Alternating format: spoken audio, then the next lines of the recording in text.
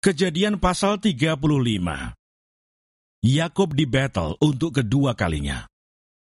Allah berfirman kepada Yakub, "Bersiaplah, pergilah ke Betel, tinggallah di situ, dan buatlah di situ mezbah bagi Allah, yang telah menampakkan diri kepadamu, ketika engkau lari dari Esau kakakmu."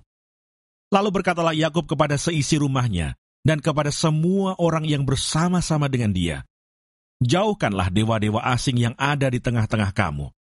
Tahirkanlah dirimu dan tukarlah pakaianmu. Marilah kita bersiap dan pergi ke Betel.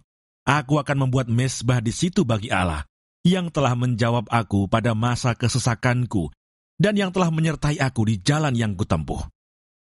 Mereka menyerahkan kepada Yakub segala dewa asing yang dipunyai mereka, dan anting-anting yang ada pada telinga mereka. Lalu Yakub menanamnya di bawah pohon besar yang dekat Sikem. Sesudah itu berangkatlah mereka, dan kedahsyatan yang dari Allah meliputi kota-kota sekeliling mereka, sehingga anak-anak Yakub tidak dikejar. Lalu sampailah Yakub ke Luz yang di tanah Kanaan, yaitu Betel. Ia dan semua orang yang bersama-sama dengan dia. Didirikannya mezbah di situ, dan dinamainyalah tempat itu El Betel, karena Allah telah menyatakan diri kepadanya di situ, ketika ia lari terhadap kakaknya. Ketika Deborah, inang pengasuh Ribka, mati, dikuburkanlah ia di sebelah hilir Betel di bawah pohon besar, yang dinamai orang pohon besar penangisan. Setelah Yakub datang dari Padan Aram, maka Allah menampakkan diri pula kepadanya dan memberkati dia. Firman Allah kepadanya, "Namamu Yakub, dari sekarang namamu bukan lagi Yakub, melainkan Israel. Itulah yang akan menjadi namamu." Maka Allah menamai dia Israel. Lagi firman Allah kepadanya, "Akulah Allah yang Maha Kuasa, beranak cuculah dan bertambah banyak.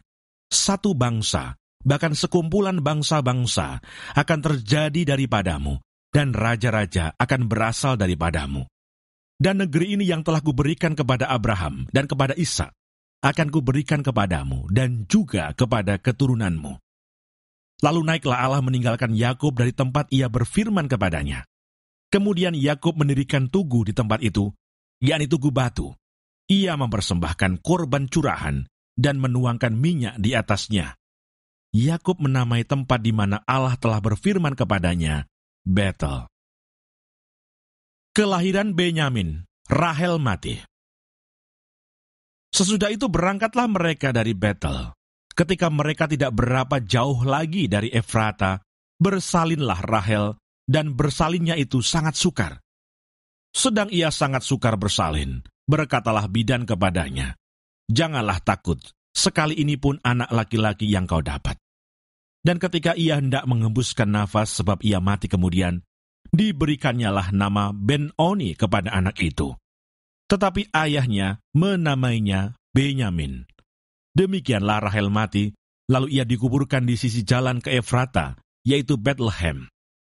Yakub mendirikan tugu di atas kuburnya. Itulah tugu kubur Rahel sampai sekarang. Sesudah itu berangkatlah Israel.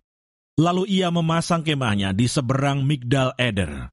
Ketika Israel diam di negeri ini, terjadilah bahwa Ruben sampai tidur dengan Bilha gundik ayahnya, dan kedengaranlah hal itu kepada Israel.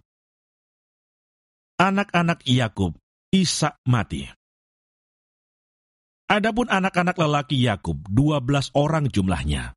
Anak-anak Lea ialah Ruben, anak sulung Yakub. Kemudian Simeon, Levi, Yehuda, Isakar, dan Sebulon. Anak-anak Rahel ialah Yusuf dan Benyamin. Dan anak-anak Bilha, budak perempuan Rahel, ialah Dan serta Naftali. Dan anak-anak Silpa, budak perempuan Lea, ialah Gad dan Asher. Itulah anak-anak lelaki Yakub yang dilahirkan baginya di Padan Aram. Lalu sampailah Yakub kepada Ishak, ayahnya, di Mamre dekat Kiryat Arba. Itulah Hebron, tempat Abraham dan Ishak tinggal sebagai orang asing. Adapun umur Ishak 180 tahun. Lalu meninggallah Ishak. Ia mati dan dikumpulkan kepada kaum leluhurnya. Ia tua dan suntuk umur, maka Esau dan Yakub, anak-anaknya itu, menguburkan dia.